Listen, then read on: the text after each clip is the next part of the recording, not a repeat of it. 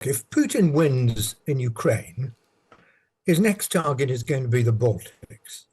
And his victory will give a green light to China over Taiwan and to Iran to continue its mischievous meddling in the Middle East. So I think it is really very, very important that Ukraine is supported and gets the help that it needs. If Ukraine had had at the beginning the kind of help that it's getting now, then I think it might well have won the war by now. Is getting help, but the reason why I and colleagues went to Washington last week was because there's a vote coming up in the House of Representatives, and a lot of Republican congressmen have been voting against further help to Ukraine. So we went to try and talk to them and persuade them that it was worth sticking with Ukraine and that they ought to provide that help. It's not enough, but it's a minimum of what Ukraine needs, I think, to get through the next few months. And how do you think the UK's response has been affected? Because we've had a change in Defence Secretary. You know, the Prime Minister has changed, although not as recently as the Defence Secretary. Do you think there has been a sort of a change in the perception of how the UK is focused on Ukraine? We've been in the forefront of helping Ukraine. We made available some tanks before anybody else had, which meant that then everybody else followed with their tanks. And we've made available long-range missiles in a way that has made others supply missiles. So we've been in the forefront of helping Ukraine, and I'm confident we will stay there. But of course, what we do isn't enough. Ukraine needs a great deal of help from other European allies and particularly from the United States. And in terms of the conflict, Israel and Hamas, I mean, there's been a shift in the way that America seems to be talking about Israel's action at this particular point in time. Potentially, the UK government may well follow suit. I mean, how do you feel about the way that the world is tackling that conflict? That's an entirely different matter, and we weren't in Washington to discuss that. I strongly believe that Israel is entitled to defend itself.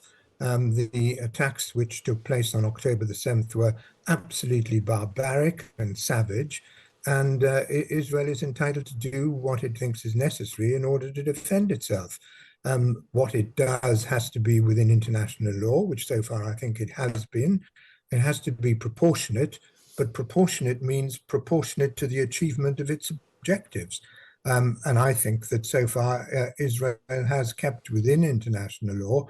And look, war is a terrible thing, and war always means that there will be many civilian casualties. But I think Israel is genuinely doing what it can to minimize those casualties. I mean, we've been talking in our programme this morning and for the last couple of weeks about some of the domestic pressures facing the Prime Minister. Given those, how difficult is it, do you think, for Rishi Sunak to keep people focused on both conflicts? I mean, Israel and also what's happening in Ukraine? I think the Prime Minister faces enormous difficulties on all fronts. Government today is far more difficult than it was in the days when I was in government, although we thought it was pretty difficult then. So, of course, it's enormously difficult. But I think that I think Rishi Sunak is one of the few people who are capable of meeting these challenges and indeed overcoming them. I've been consistently impressed by the way in which he's dealt with the challenges he faces. Why do you think it is more difficult now? Well, we didn't have a pandemic to contend with. We didn't have a war in Europe to contend with. We didn't have the economic and financial difficulties which come with a pandemic and a war in Europe. We had difficult things to deal with, but nothing on this scale. I mean, one of the difficulties that Rishi Sunak is facing, and I know that you will know a fair bit about, is immigration. I mean, it's dominating the political agenda in the UK. We hear that the Home Secretary may well travel to Rwanda this week. I mean, part of that does come into a discussion about Ukraine because of the number of people who have arrived here in the UK that we have supported. But I mean, when you watch that debate play out, how realistic do you think the Rwanda policy is? Is it the right thing for the government to be expending so much political capital on? Yes, it is the right thing to be trying to do, and it is worth spending the political capital on because this is a problem that really has to be dealt with. And we see many other European countries beginning to look at the same kind of solution. It's difficult. He will have known from the start that it was going to be difficult, but it's certainly worth the effort to persist in, yes.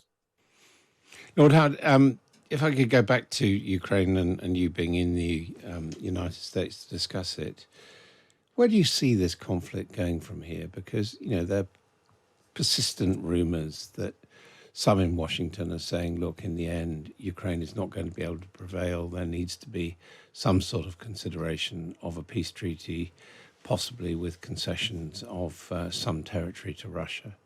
If Putin wins in Ukraine, his next target is going to be the Baltics. And his victory will give a green light to China over Taiwan and to Iran to continue its mischievous meddling in the Middle East. So I think it is really very, very important that Ukraine is supported and gets the help that it needs. Whether and when there might be any talks between Ukraine and Russia is for the Ukrainians to decide. Their territory has been invaded. They've lost their territory.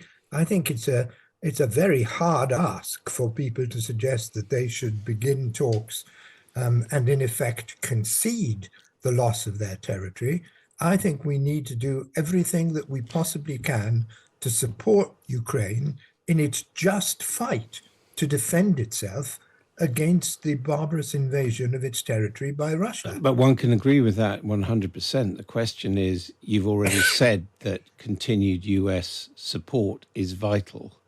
It's an election year. We've got the possibility of a President Trump. I'm just wondering whether that support is going to be there, whether Donald Trump doesn't appear to see the consequences of Ukraine losing in that context. We don't know what's going to happen in the American presidential election. All the Republican congressmen we spoke to, who were in general supporters of President Trump because they were the target audience for us to reach, thought that one way or another, he probably would continue to support Ukraine if he were elected next year. But of course, there's a lot of time will have elapsed before we even get to the presidential election. And the priority is for the help to be given to Ukraine now, which will enable it to hold out during the winter and hopefully launch another offensive next spring. And finally, as someone whose family came here in the previous generation, how do you feel about anti-Semitism in the UK right now? Do you think this is an anti-Semitic culture we're in? Well, I'm shocked by the rise in anti-Semitism and in the number of anti-Semitic incidents that we've seen in recent weeks.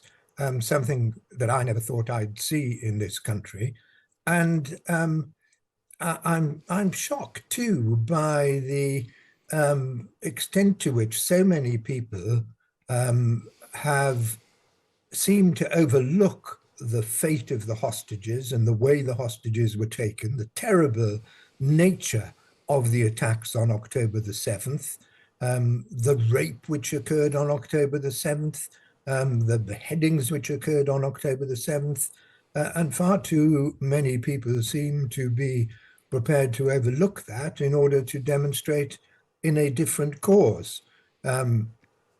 I think it's perfectly possible to have sympathy with the plight of the Palestinians, and I've always been a supporter of a two-state solution. But no country could allow itself to be attacked and violated in the way in which it was on October the 7th without taking really severe measures to defend itself. And that is what Israel is doing. Michael Howard, Lord Howard, thank you for giving us your time this morning.